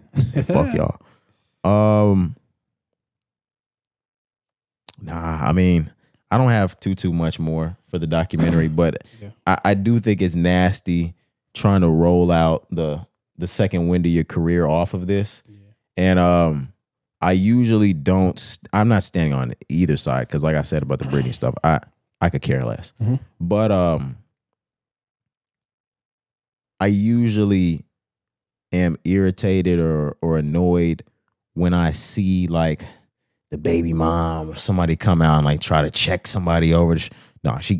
Chloe came out and basically told that nigga shut the fuck up. Like, stop, cut it out, stop. I think Chloe and the first woman, the mother of his children, they both have every right to be like, nigga, Lamar, shut your ass up. No, Chloe made like a whole statement that went on. She went on somebody's podcast. Yeah. Stop. Yeah. There's even parts on that you can see them talk. And they talk about how long it's been since they finally spoke. Mm-hmm. This nigga called her baby and shit. Why are you doing that? Yeah, he's I'll say this.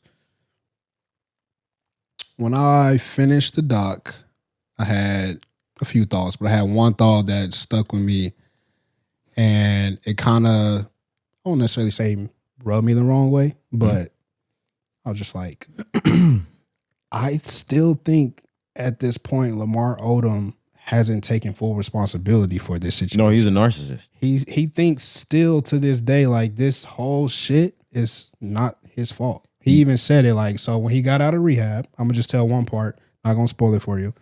But when he finally made it out of rehab, Chloe, they were still married at the time. The divorce wasn't finalized, so they're still married. So she's still in control of everything. He gets out of rehab.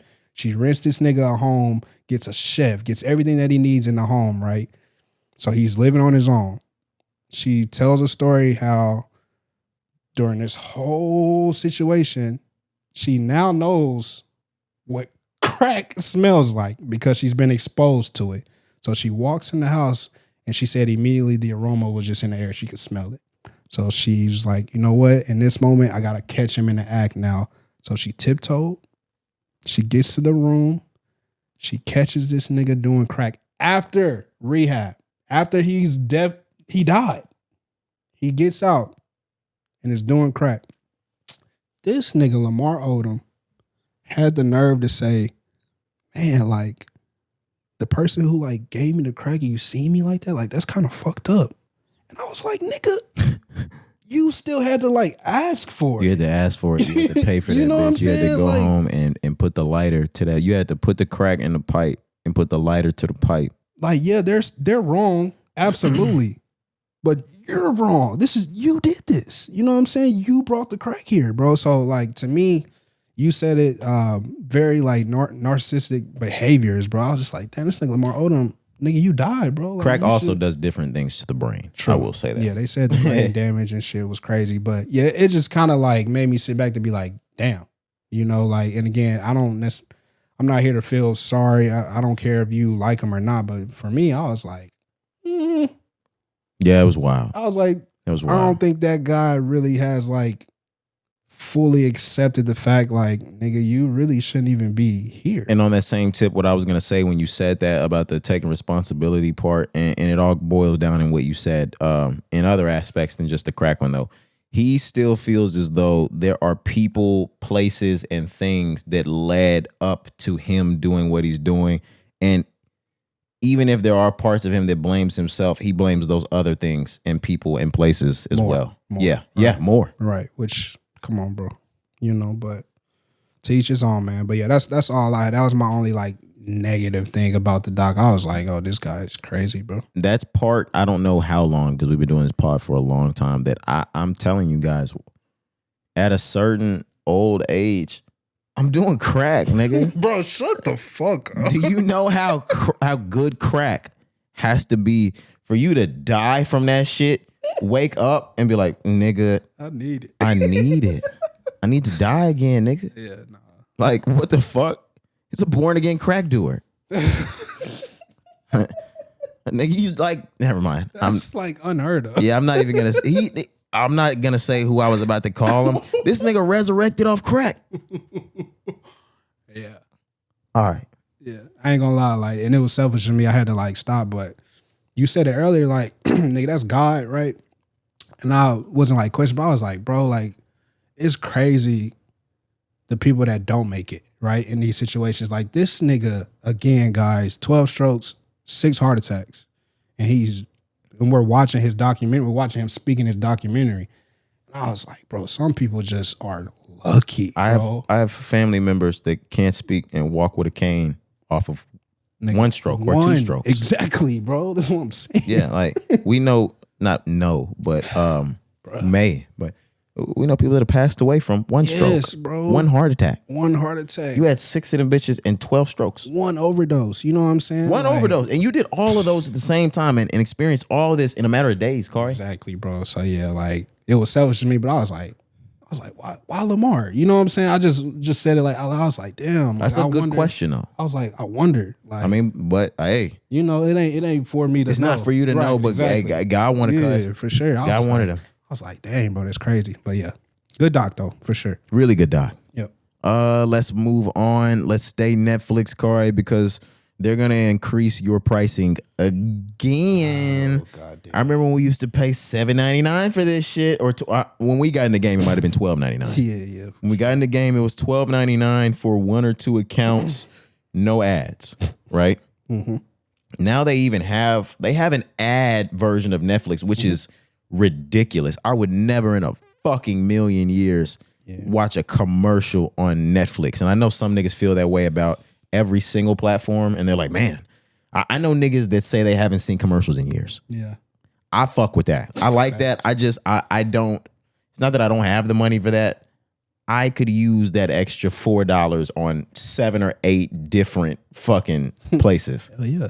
Yeah, but I do shout out and salute to y'all, because I know TV must be lovely for you niggas. You don't see one commercial, niggas ain't trying to sell you shit. Especially YouTube, bro. Oh my gosh. If like when we talked about YouTube Premium, but like honestly, I think that's the best one. Like not having ads on YouTube sounds amazing.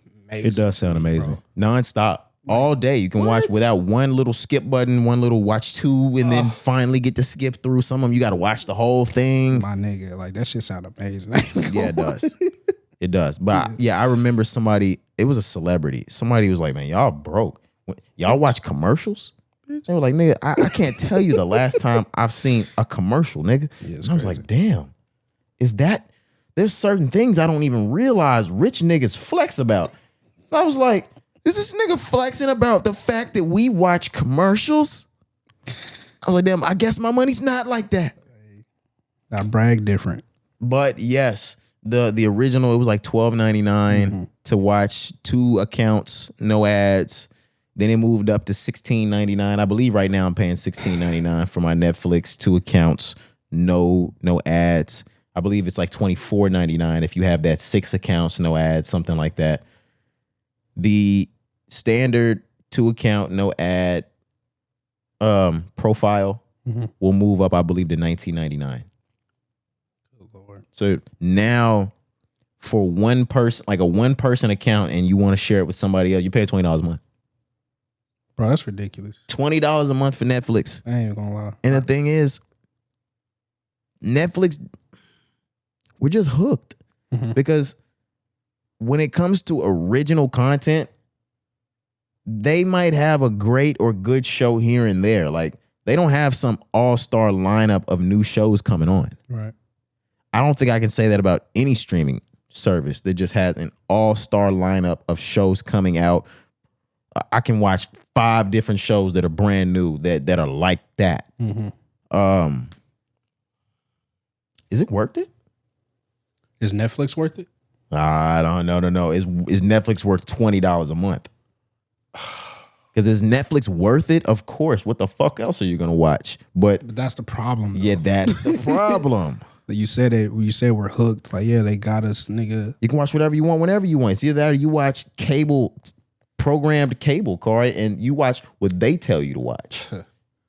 Or you just turn that shit off and don't watch it at all, which I feel like. You heading there? I mean, I'm not, but I do think like it's not fair to us as, you know, the American people, the consumers, whoever it may be, that we basically don't have a choice. I mean, obviously you can cancel your subscription, but like you said, where are you gonna get your entertainment? What else are you gonna watch? And eventually you're probably gonna lead to another subscription service anyways. What is it about Netflix that has found some way to make every other streaming service feel second best, Corey? I don't know what it is, because there are times that I'm on HBO Max, and HBO Max has become my shit. It might be my favorite one. It ain't better than Netflix. I don't even know what the fuck I like on Netflix. It's the brand. Okay. To me, it's the brand. It's like Nike. And I think somebody else, we talked about somebody suing for something like this, but it might have been Facebook or something. Netflix is one of those first places that we found out, like, oh, they're specifically, like, the binge watching came from releasing dopamine type shit. Netflix, like, yeah. we're hooked. For sure. Yeah, I think it was Netflix. They've done studies on binge watching, obviously. I know that's what you're talking about, but we are hooked. Netflix created binge watch, that format of releasing an entire season, right, rather than episode by episode. Yeah, we talked about that because remember we were saying like how we used to sit in front of TV. I miss that. 100 million people across the nation are watching. I still miss that. You know what I'm saying? I still miss that. You had to be there. I still miss that. Yeah, things like that. But I mean, yeah, just to your earlier question, for me, we are hooked. I do think it's unfair to us as people because, again, you're sort of left with no choice. You have no say. Your only say is to cancel the shit. And then you're honestly, in my opinion, either going to end up back here. You'll be back. Or you're just going to end up paying another service somewhere else, which, again, it's like, does it make sense? Because eventually they're going to do the same thing, too. They're going to raise the price or they're going to take, you know, a show away or a movie away that you wanted to watch. So, yeah, then they're going to mess around. Goofy. They're going to mess around and take that show away and put it on Netflix. Yeah, and then you'll have to go back. Fuck around, be your favorite show. Yeah, but you said something earlier that really made me think. Now, Netflix has their Netflix originals, right? They do that, obviously, and quite a bit. They do hit from time to time. They do a good job. Yeah. But you said it, and I sat here and I pondered. I thought about it. I'm like, yeah. I mean, honestly, for me, Netflix doesn't have anything that's just drawing me and keeping me there. Where I'm like, I gotta have it. Obviously, I'm not gonna get rid of it, but I don't have like a favorite show that I watch on Netflix, like A Stranger's Thing, you know, things like that. I had in the past like Ozarks or something I watch, you know, but I'm like, these days, there's nothing drawing me to Netflix outside of just knowing that it's there. Yep. Knowing that I have it easily readily available for me at any time, any moment. I think that's truly what you pay for in today's world. I think so as well, because when I start to think of what I cling to go back to, there's not really any originals. Martin's on there. Bernie Mac is on there. I do be watching that.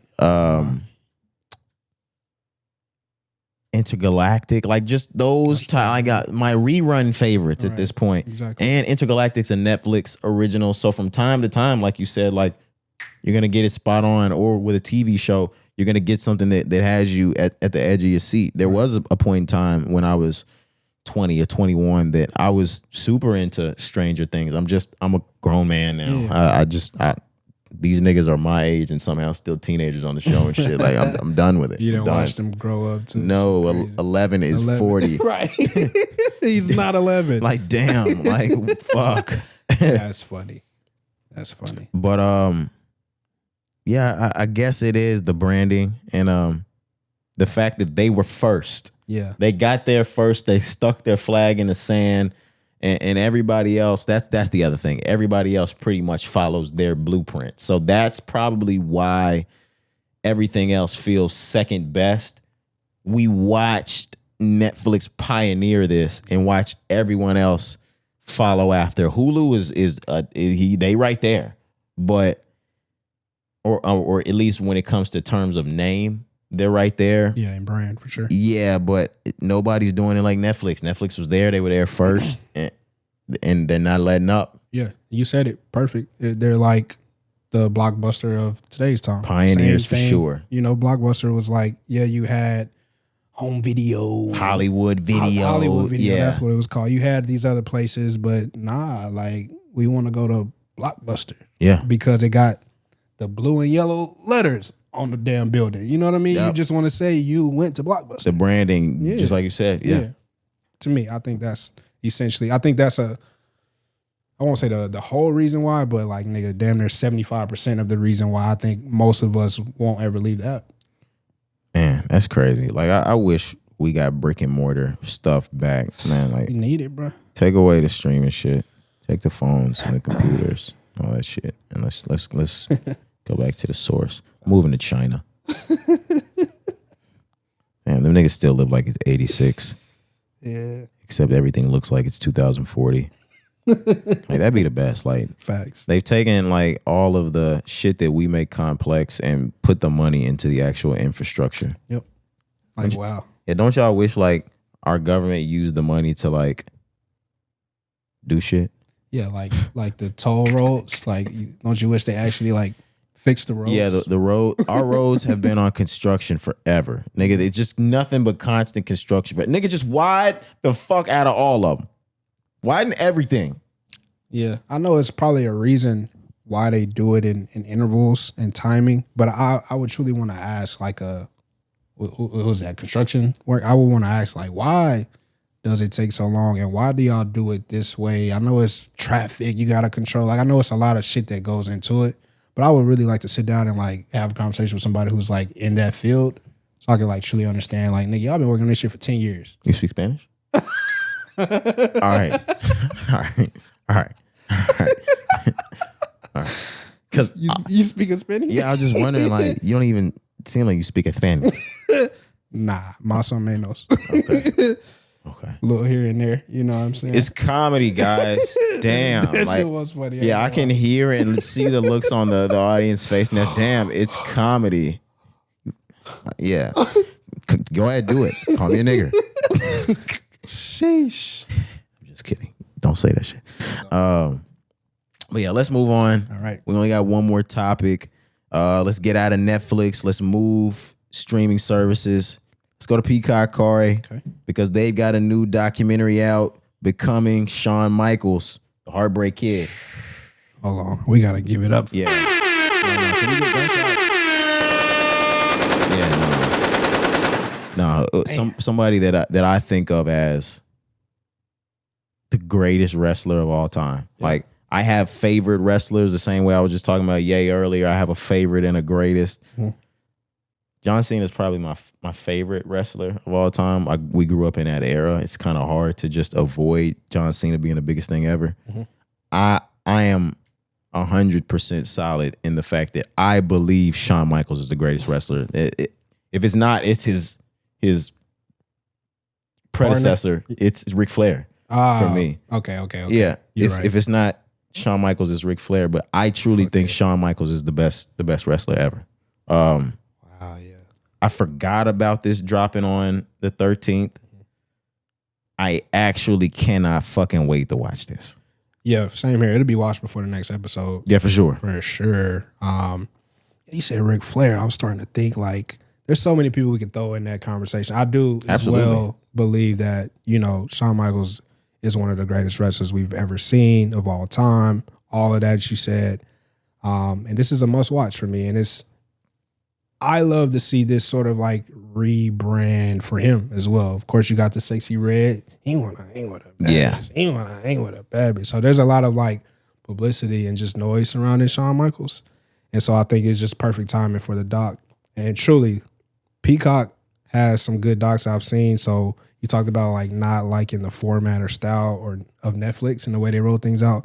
I don't even think you have to worry about that when it comes to Peacock. They're gonna do this shit the right way, in my opinion. You should. But it's Shawn Michaels, bro. Like, there's so much to tell in his story. So, Peacock's NBC. You're right. I watch Dateline. They do the hell out of a documentary. Exactly. That's what I'm saying. Like, this one's gonna be crazy. So yeah, haven't seen it like you said, but definitely looking forward to watching this one, man. Can't wait. I'm looking forward to it as well. Last thing that I'm gonna say before we get out of here, and it's not even on the Shawn Michaels tip. Is it not fucked up that like we will grab like our best dinner or like our best snacks, popcorn, candy, whatever, and we'll turn on NBC to enjoy a meal to a nigga's murder?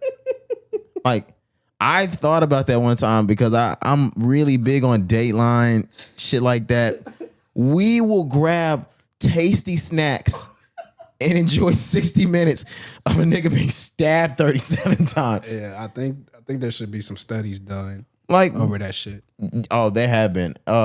I don't know if you've seen some of those. Like, if you enjoy true crime, this, that, you're more likely to. I have seen those. Yeah, no. But I guess I'm a fucking weirdo, guys. Nah, I think niggas just love a good story. Nigga, I'll have Snickers and bonbons to a hanging.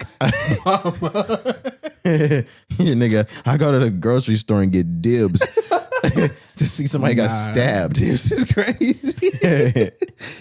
That's funny. I ain't had dibs in so long, bro. Yeah, nah. That was one of my favorite snacks. No cap. Shout out dibs. R.I.P. bonbons. Dibs, crunch, a good crunch bar. Yeah. Crunch bites. I was gonna say, just like them. Man, I'll go to the movie, get them little crunch bites, and enjoy a murder on your ass, nigga. Oh God. All right. It's getting bad. Let's get out of here, man. Yeah, no, because we're starting to look sick. Yeah. All right. We'll see you guys back for 414 on Monday, man. I'm Roderick. I'm Cari. Let's get out of here.